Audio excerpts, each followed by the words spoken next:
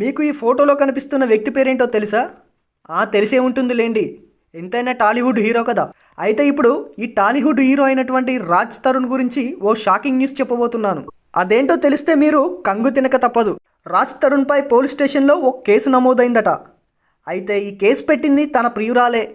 అయితే ఇప్పుడు రాజ్ తరుణ్ ప్రియురాలు సడన్గా తెరపైకి ఎందుకు వచ్చింది, అసలు రాజ్ తరుణ్పై కేసు పెట్టాల్సిన అవసరం ఏమొచ్చింది అనేది చూద్దాం పదండి.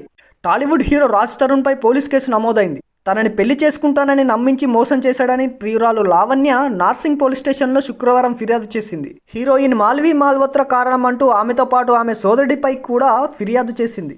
రాజ్ తరుణ్ మరియు తాను 11 సంవత్సరాలుగా రిలేషన్షిప్లో ఉన్నామని, గుడిలో పెళ్లి కూడా చేసుకున్నామని తెలిపింది. హీరోయిన్ మాల్వి మాల్హోత్రా మాయలో పడి తనను వదిలేశాడని ఆరోపించింది.